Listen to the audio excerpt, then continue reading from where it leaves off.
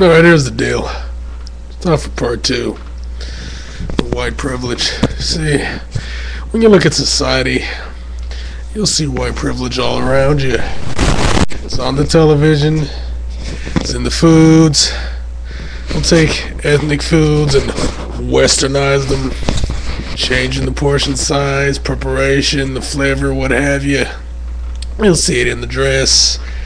The idea of talking proper in casual social settings, as if those with accents, regardless of identity, make you less than, regardless of the ability to express yourself effectively, because you possess a different inflection and cadence.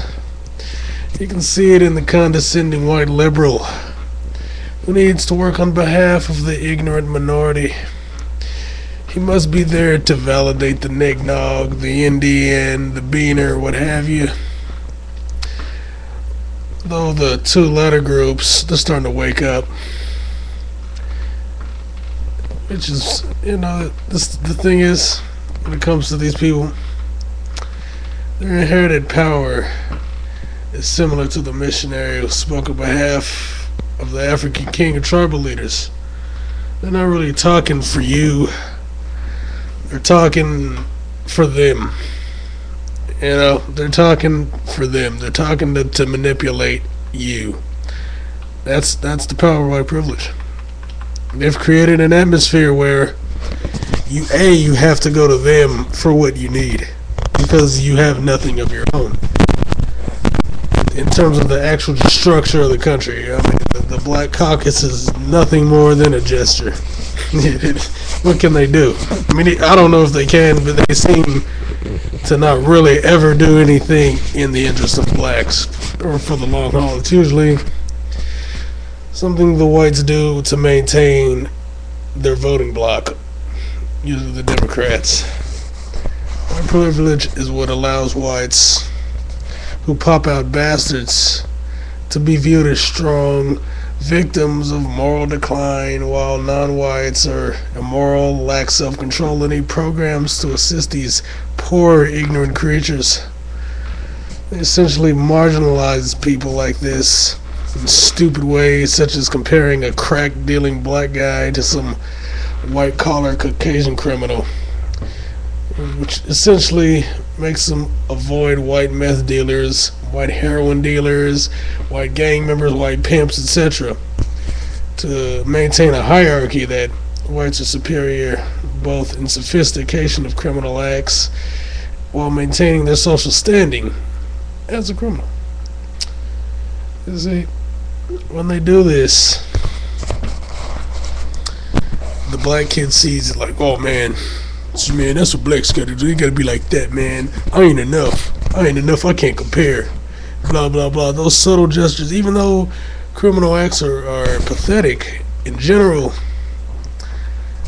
you won't see it like that. You'll see it in terms of what you are and how much power you have. And they'll always look like they're above you. It maintains the supremacy and it maintains the privilege that they have in terms of their standing in this country and what they benefit from and what you benefit from, because it's all about perception and majority. That's what a democracy is about, really. The numbers talk, and if those numbers and that social standing looks good and yours doesn't, you're screwed. Asians, they maintain their base. They're not represented in the media, but they have their own media, and a lot of them patronize their own, and their cultures are strong enough to where, and their mentalities are strong enough to where they don't really get affected by that. You'll see a lot of Asian chicks with white dudes in America, usually mainly in California, but really in general it's not hurting their population. When it comes to white criminals, you compare the cat to the rat instead of looking at equal levels of crime, instead of ignoring the marginalization of nignogs and the propensity to tackle street-level crime in white neighborhoods by whites almost immediately. The programs and everything that are put into place to just curb that shit from petty street races to crack dealing, they shut it down immediately.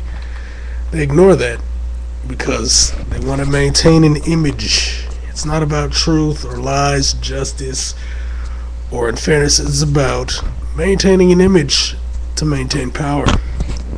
White privilege is what allowed them to infiltrate the black economic base, to infiltrate and stifle grassroots black movements, steer blacks from self-reliance, to make them blind and weak and dependent. The white liberal is nothing more than a spy for the general white establishment that abhors the nignog. They essentially pretend to defend them. And then you got the self-hating black who defends the whites. Runs to anyone who presents a glimmering hope of acceptance by the majority, no matter what it is. Be a subservient role. You see, the reality is, like a majority of Americans, nigwads would acquiesce to their own humiliation for a seat at the kiddie table of supreme whiteness, or whatever you want to call it. All the while wondering why they're looked at with disdain. Whites don't respect those who don't respect themselves, and as long as you look for a way to be accepted by them, even if it means disowning your own, they'll never. You stifle your own protectionist movement, your own economic base. When you do that shit, you're not helping them. Or, excuse me, you are helping them. You're not helping yourself. I would never stop saying this, Jack Dandies. Just this black neo-nationalists, they're a bunch of spineless losers. We're looking for. They don't give a shit about black development. They've never been about black development. They're all about being accepted and showing that they're something, they have it, that they should be respected.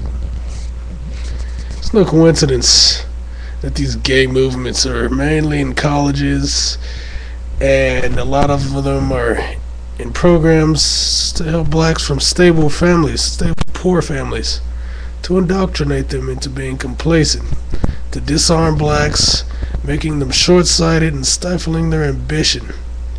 If it has anything to do with their own self-determination, this is why blacks worry about being racist when blacks want their own states or protectionist economic policies. Dehumanized. These people have successfully taken away your very humanity, just as they've emasculated American males with feminazism. Feminism has taken away manhood completely in a lot of men in America. This is what really creates these dysfunctional relationships doomed to failure, built on shaky ground. But you know what? I'm going to touch on that later in my next video, especially that pickup artist bullshit. But regardless, it was white supremacy and privilege that created those scumbags like Martin Luther King. It was white supremacy that created scumbags like Al Sharpton. Jackie Mason knew what he was doing, bringing that moron, that talking head on his show, propping him up, making this rabble-rouser relevant, even though he hasn't done a goddamn thing. It was white supremacy and white privilege that made pieces of crap like Jesse Jackson. What in the hell has he ever done for blacks? Really, what has he ever done?